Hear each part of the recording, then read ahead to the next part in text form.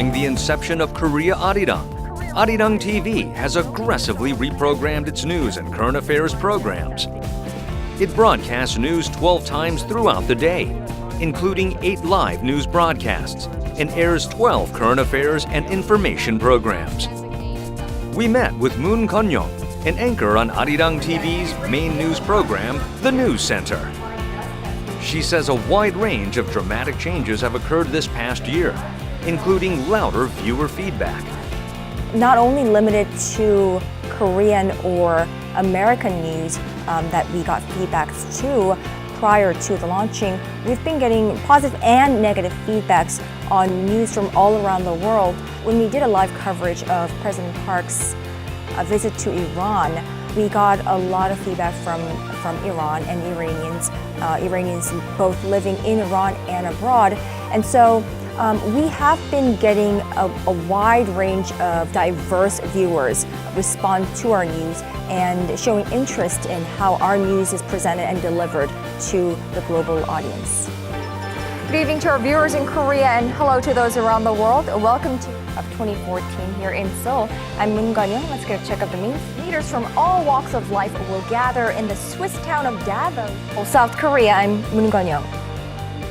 But on this Wednesday, quelling concerns that the latest overtures by North Korea would drive a wedge between Seoul and Washington, South Korea's commander-in-chief made clear that his government did not differ with the U.S. over how to respond to South Korea. Thus, an invitation for a state visit reflects the highest level of formality, honor, and hospitality between nations. Moon Kon-young, Arirang News, the Blue House. Now depends on President Moon, Trump, and their teams. Moon Kon-young, Arirang News, Washington.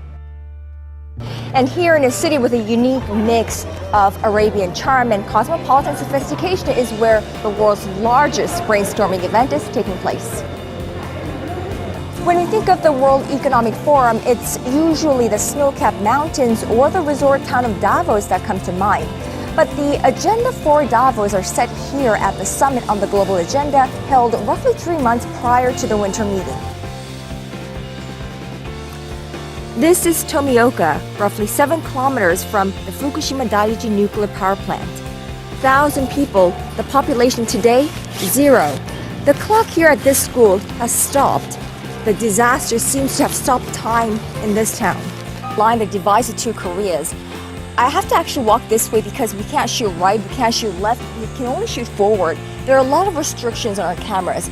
We are dividing the island into 2 parts, lodging for hospital staff and leprosy patients. And the first thing that comes to mind is most likely the snow-capped mountains in the ski resort town of Davos. It's more than Davos as well.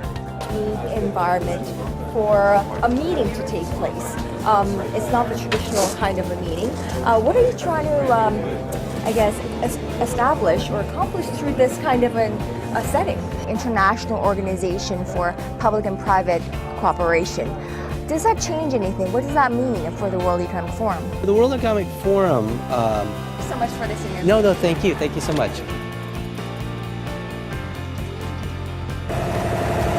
Dividing the largest city in the UAE into 2 commercial districts, the Dubai Creek epitomizes the city's personality. A magnificent sophistication of the 21st century walking hand in hand with these abras, traditional wooden boats that's been used for centuries as a means of transport.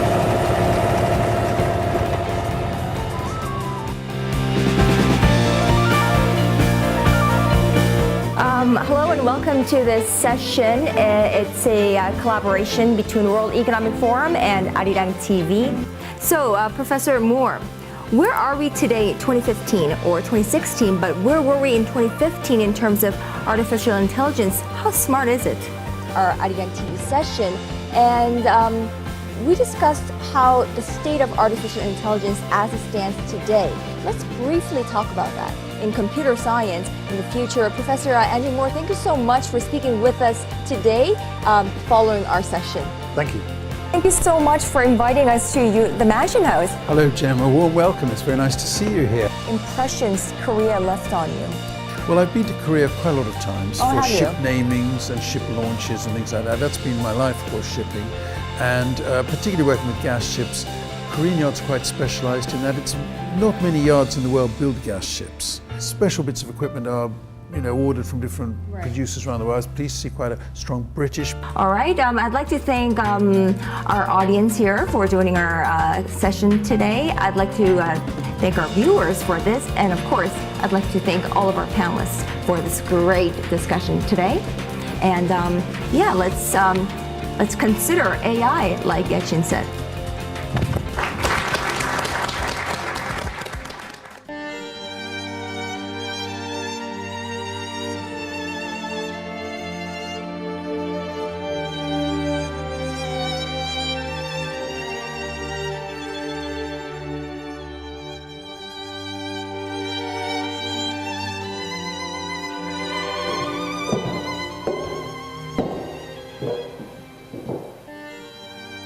Now, nearly 7 decades have passed since the end of World War II. Out of the 234 Korean women who officially registered themselves as comfort women, or the victims of sexual slavery by the Japanese military during World War II, only 58 of them remain alive. Roughly 2/3 have passed away, having never seen the Japanese government take full state responsibility for what they've done. Tagalog word for grandmothers. But the Lolas here aren't just ordinary elderly. They are victims of military sexual slavery during World War II. What is your name? I am Lola Pilar Prias. How old were you when the Japanese took you? I am 16 years old during the time. It's hard to imagine the village of Mapanica looking any different today from 70 years ago. Virginia Suarez, a human rights attorney from Manila, has been helping the victims of Mapanike or Malaya Lolas for almost a decade now. She tells me shame was the primary reason for these victims to remain silent for more than half a century.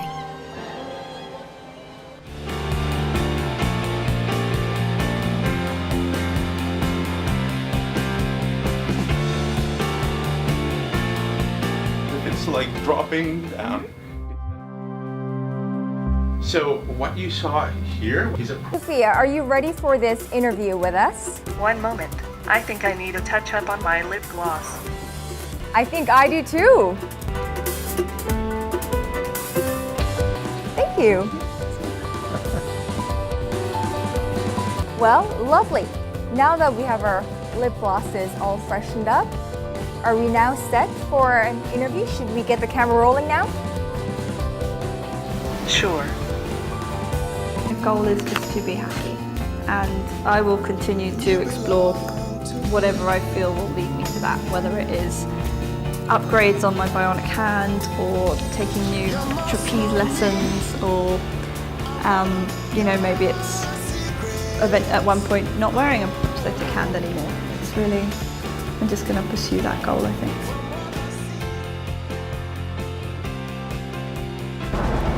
The G27 is an annual meeting of the world's top 19 economies plus the European Union, which accounts for 85% of the entire global economy.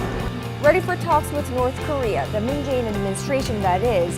The new South Korean government has made its first formal overture to North Korea by proposing military talks to ease animosities along the tense border and resume reunions of families separated by the Korean War nearly 7 decades ago. Welcome to this very special edition from Arirang TV. This is South Korea-China Ties in 2017 as we usher in the new year based on the Lunar New Year holidays. So I think this question should also be addressed to our Chinese friends at CGTN. What is your take, both for UAU and Mr. Tang, what is your take on the bilateral relations between Seoul and Beijing as we usher in the Lunar New Year holidays, but as we usher in 2017 based on that? Yes, indeed, Jennifer, as you mentioned, both China and South Korea have been meeting headwinds from around the world because of the uncertainties brought about by Brexit and the Trump administration. And looking forward to 2017, how it will be shaped. I want to invite various perspectives on this agenda. Joining us via satellite from Washington, D.C. is Stephen Herman. Steve is a senior diplomatic correspondent at Voice of America. Steve, it's great to see you. 안녕하세요 from Washington.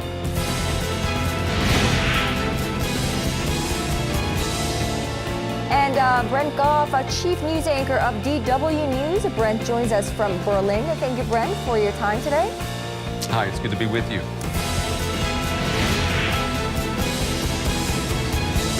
Basically adopt a new policy that is different from his campaign pledges.